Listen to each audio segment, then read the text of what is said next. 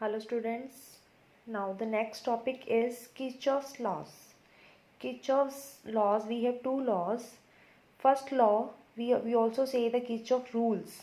First law is algebraic sum of various currents meeting at junction in a closed circuit is 0.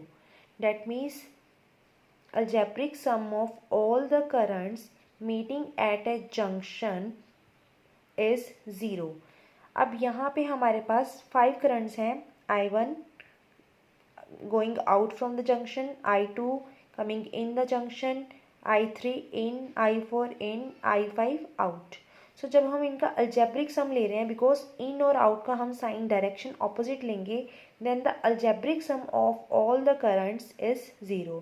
That is sigma I is 0. So this law is also known as current rule. That means I1 plus I5 is equal to I2 plus I3 plus I4.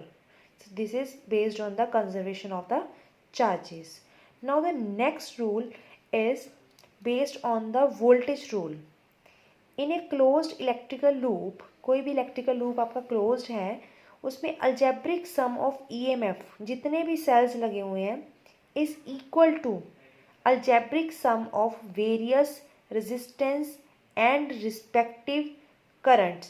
Algebraic sum of product of various resistance and respective currents flowing through them. That is जितना आपका EMF है algebraic sum वो किसके equal है? algebraic sum के equal है जो आपकी रेजिस्टेंस है और उसके अलोंग जितना भी करंट आपका फ्लो कर रहा है. So this rule is also known as voltage rule. अब जो सेकेंड रूल है उसमें कुछ साइन कन्वेंशंस हैं. अगर मैं कोई भी एक सर्किट ले लेती हूँ, सिलेक्ट एनी सर्किट, ठीक है, कोई भी, उसको हमने लूप बोल दिया. लूप है, उसमें मैंने कोई भी एक पॉइंट कंसीडर कर लिया. फॉर एग्जांपल दिस लूप, यहाँ पे फॉर एग्जांपल मैंने यहाँ से दो मेरे लूप्स बन रहे हैं, ABEF BCDE. तो मैंने एक डायरेक्शन चूज कर देनी है, उसको हम बोलते हैं ट्रेवर्स्ड. यहाँ पे लिखा हुआ है select any point in the loop and ट्रेवर्स the loop in any direction. कोई भी मैंने डायरेक्शन चूज कर ली है, आइदर क्लॉकवाइज और एंटी क्लॉकवाइज. अब इन दोनों लूप में मैंने एंटी क्लॉकवाइज डायरेक्शन चूज की हुई है. फर्स्ट पॉइंट हमें क्या कहता है? If negative terminal of the cell is encountered first. तो जैसे ही मैं ट्रेवल कर रही हूँ, अगर मेरे पास नेगेटिव टर्मिनल पहले आता है तो its EMF is taken as positive. तो मतलब अगर नेगेटिव टर्मिनल पहले आएगा तो उसकी EMF को मैं पॉजिटिव लूँगी, एंड वाइस वर्सा मीन्स अगर मेरे पास पॉजिटिव टर्मिनल पहले आएगा तो उसको मैं नेगेटिव लूँगी. Similarly if the direction of the current is same along the loop in which we choose the traversed, जिस डायरेक्शन में हमने ट्रेवर्स कर रहे हैं वही डायरेक्शन अगर करंट की है तो जो प्रोडक्ट करंट और रेजिस्टेंस की है उसको हम पॉजिटिव लेंगे. लेकिन अगर करंट की डायरेक्शन और ट्रेवर्स डायरेक्शन ऑपोजिट हो गई तो हम उसकी प्रोडक्ट को नेगेटिव लेंगे. अब इस लूप में मैं अप्लाई कर रही हूँ, तो फॉर एग्जांपल यहाँ पे मैंने ABEF लूप में एंटी क्लॉकवाइज डायरेक्शन ली है ट्रेवर्स की. तो मेरा करंट भी मैंने देखा कि दोनों क्या जा रहे हैं, सेम डायरेक्शन में जा रहे हैं. तो क्योंकि यहाँ पे I1 और R1 इन दोनों की प्रोडक्ट मैं क्या लूँगी, पॉजिटिव लूँगी, क्योंकि जो मेरी ट्रेवर्स की डायरेक्शन है और करंट की डायरेक्शन वो सेम है. सिमिलरली सबसे पहले जब मैं इसको ट्रेवर्स कर रही हूँ तो मेरे पास नेगेटिव टर्मिनल EMF का आ रहा है. सी मैं इस डायरेक्शन में जा रही हूँ, तो ये डायरेक्शन, इस डायरेक्शन में मेरा करंट सेम है, तो मैं दोनों की प्रोडक्ट को पॉजिटिव लूँगी. और क्योंकि मुझे नेगेटिव टर्मिनल पहले मिल रहा है तो मैं EMF को भी पॉजिटिव लूँगी. तो मेरी फर्स्ट इक्वेशन जो बन गई है तो वो क्या बन गई है, I3R3 ये डायरेक्शन और ट्रेवल्स डायरेक्शन सेम है, प्लस I1 R1 दोनों सम हो गया, इज इक्वल टू EMF मेरा नेगेटिव टर्मिनल मिला तो ये भी मेरा क्या रहेगा, पॉजिटिव रहेगा, प्लस E1. सिमिलरली मैंने दो और लूप्स में लगाई है BCDE एंड कंप्लीट ABCDEFA. तो सब में जब मैंने लगाई है तो ये मेरे पास 3 इक्वेशंस आ गई हैं by applying the Kirchhoff's rule. Third one मैं आपको एक्सप्लेन कर देती हूँ कि अगर मैं कंप्लीट एंटी क्लॉकवाइज जा रही हूँ तो यहाँ पे तो I1 R1 मेरे जो है वो पॉजिटिव आएंगे क्योंकि मेरी डायरेक्शन सेम है। लेकिन जैसे ही मैं सी डी के लॉन्ग आती हूँ तो मेरी करंट की डायरेक्शन इस डायरेक्शन में जा रही है डी टू सी, लेकिन travels direction C to D में जा रही है, राइट। तो वो मेरे पास आ जाएगी -I2R2। यहाँ पे मेरा I1R1 था तो यहाँ पे -I2R2 हो जाएगा। सिमिलरली यहाँ पे EMF मेरा पहले नेगेटिव टर्मिनल मिल रहा था, लेकिन यहाँ पे अब मुझे पॉजिटिव टर्मिनल मिल रहा है, so E1 minus E2, right. Now the next is Wheatstone bridge principle. Wheatstone bridge, ये एक ब्रिज की फॉर्म में लगा हुआ होता है। वेरी इंपॉर्टेंट टॉपिक, आगे जितना भी आपका चैप्टर है ये प्रैक्टिकल बेस्ड है और ये सारा इसी प्रिंसिपल पे बेस्ड है आपका। ये एक मेरे पास ब्रिज टाइप रेजिस्टेंस लगी हुई है PQRS। तो यहाँ पे मेरा ड्राइविंग सेल है E, की लगी हुई है एक K, और एक सेंटर में ब्रांच जा रही है, वहाँ पे गैल्वेनोमीटर लगा हुआ है। गैल्वेनोमीटर हम यूज़ करते हैं कि डिफ्लेक्शन देखने के लिए कि वहाँ पे भी कोई भी करंट है या नहीं, और गैल्वेनोमीटर के साथ भी की लगी हुई है की K2। तो सबसे पहले अब मैंने यहाँ पे देखना है कि मैंने कोई भी अननोन रेजिस्टेंस मेज़र करने के लिए यूज़ होता है कि मेरे पास कोई भी अननोन रेजिस्टेंस है जो मुझे नहीं पता उसकी वैल्यू कितनी है, तो वो मैं यहाँ से फाइंड आउट कर सकती हूँ। तो फॉर एग्जांपल एस पे मेरी कोई ऐसी रेजिस्टेंस लगी हुई है जिसकी मेरे पास वैल्यू नहीं है, और ये जो ब्रिज मेरे पास आया है वो पी और क्यू जो है मेरे पास ऑलरेडी उसके ऊपर मैन्युफैक्चर्ड आती हैं, उसकी वैल्यू मुझे नोन होगी।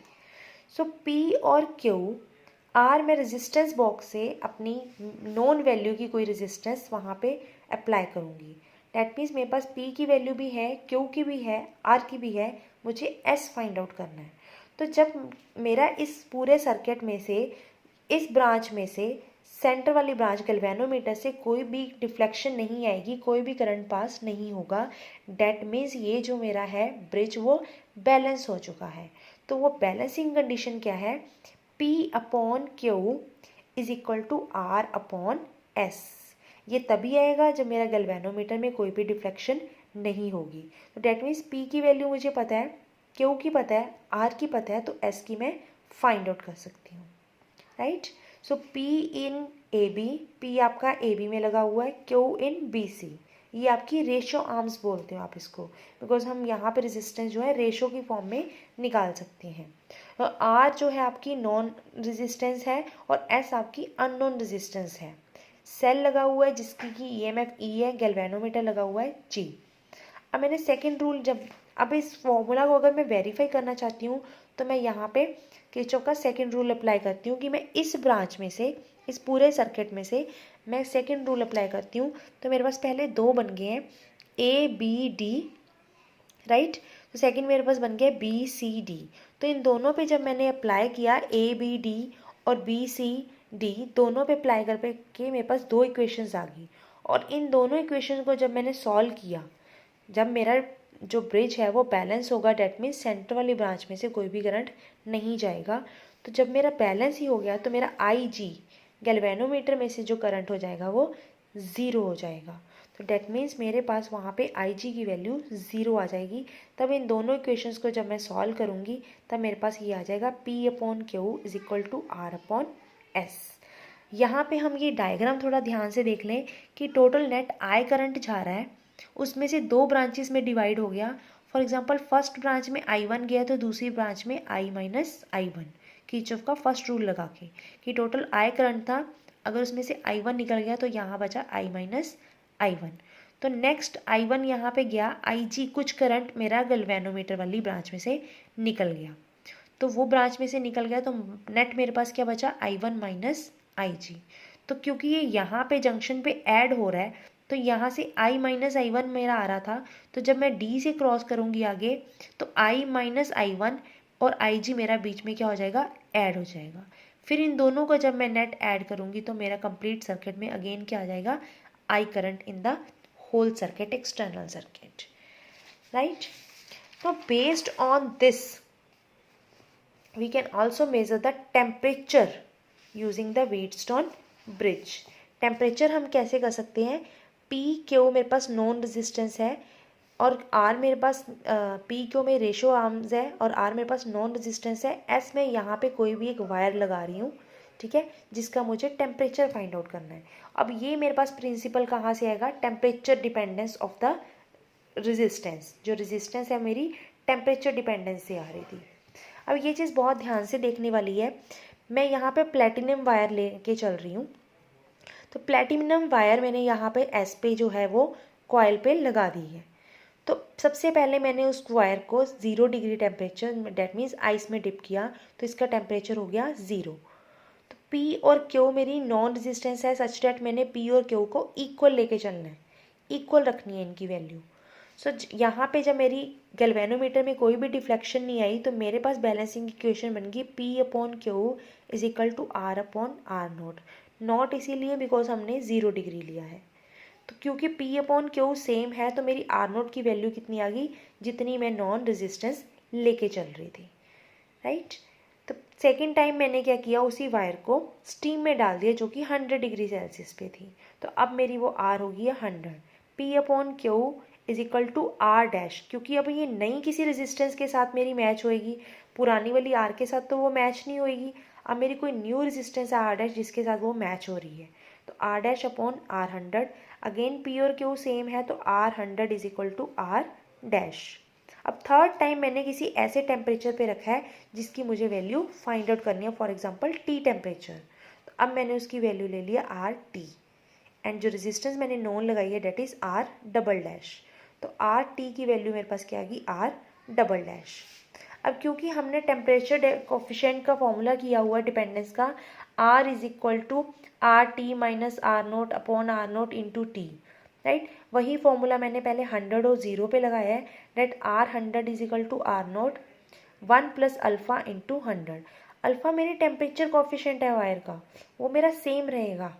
वायर तो मेरी वही है प्लेटिनम की, चाहे मैंने उसको आइस में डिप की है, स्टीम में डिप की है, या किसी टी टेम्परेचर पे की है। अब सेकंड मैंने यही इक्वेशन टेम्परेचर टी पे लगाई है, R T is equal to R0 1 plus alpha into T. तो यहाँ से मेरे पास दो इक्वेशंस आ गई हैं। अल्फ़ा क्योंकि सेम है, तो जब इन दोनों को मैं कंपेयर कर रही हूँ, then I got the value of T in the form of RT minus R0 upon R100 minus R0 into 100। क्योंकि मुझे RT की वैल्यू भी पता है, जो कि मेरी इक्वल थी R डबल डैश के, जो हमने रेजिस्टेंस बॉक्स से नॉन ही वैल्यू निकाली थी। तो RT is equal to R double dash, हमारे पास इसकी वैल्यू भी है, R0 की वैल्यू भी है, R100 की वैल्यू भी है। तो using this formula we can find out the temperature of any wire. Thank you. Next we will be going to study slide wire bridge और मीटर ब्रिज।